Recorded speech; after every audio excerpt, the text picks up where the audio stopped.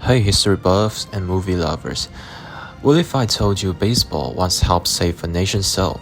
Buckle up, because today we're diving into the YMCA baseball team, a film where fastballs collide with colonialism, and a ragtag group of underdog swings for Korea's freedom.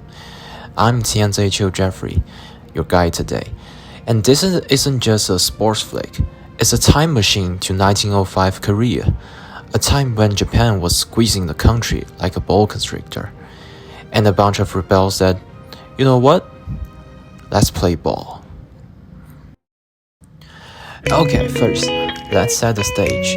Picture this, Korea in 1904 is like a chessboard, and Japan's making all the moves. They forced Korea to sign the User Treaty, basically a surrender your country's form, with the help of 5 Korean officials later called the 5 User Traders. A little spoiler, they are not the heroes of this story. But wait, enter the YMCA. No, not the gym with rebels. This was Seoul's secret headquarters for rebels. They taught English, science, and baseball.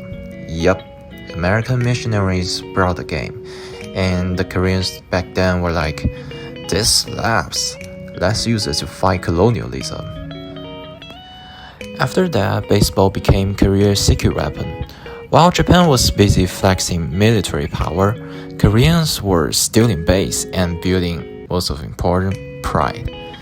Think of it like Rocky meets Les Miserables, but with more home runs and fewer barricades. And now let's meet the teams. Directed by Kim Hyun-seok in 2002, this film stars the legendary Song Kang-ho. You actually know him from Parasite as Leung Hong-chang, the team's fiery leader. He's basically the Captain America of 1905 Seoul, but with a better mustache. The YMCA teams is really a motley crew. A hot-headed pitcher, a bookish student, even a farmer who swings bats like a scythe. Their goal? Beat the Japanese team in a high-stakes game that's less about sport and more about screaming, which is, we exist! Well, maybe as you guess, the film doesn't shy away from historical tensions. Characters grapple with collaboration versus resistance, mirroring real-life figures like the 5 User Traders. Yet it also celebrates camaraderie and hope. Through witty dialogue and stirring match scenes, the movie reminds us that even in dark times, small acts of courage can inspire a nation. Well, someone may want to ask, why do we want to focus on the baseball team from over a century ago? The answer actually lies in Korea's unyielding spirit. Baseball became a language of resistance. While Japan controlled politics, Koreans reclaimed agencies through culture.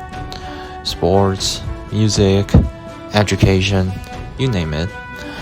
This asshole still thrives. Today, South Korea's KBO League is one of the world's most passionate baseball communities. When fans cheer for the LG Twins or Doosan Bears, they are actually part of a legacy that began with teams like the YMCA's. The film also challenges us to rethink heroism.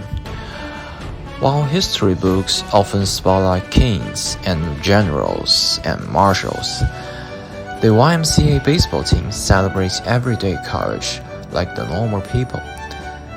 These players had no armies or treaties, just bats, and a belief in their heart that their identity was worth fighting for.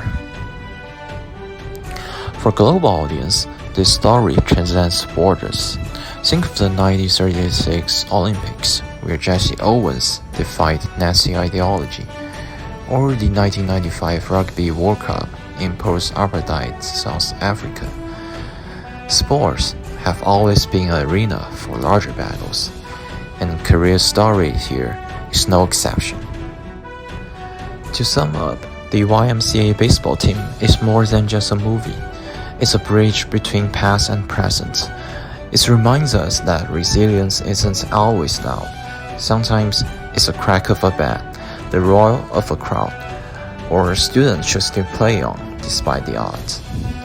If this story resonates with you, I encourage you to watch this movie. Thank you for joining me today. And remember, even in the face of overwhelming odds, the smallest acts of courage can echo through centuries.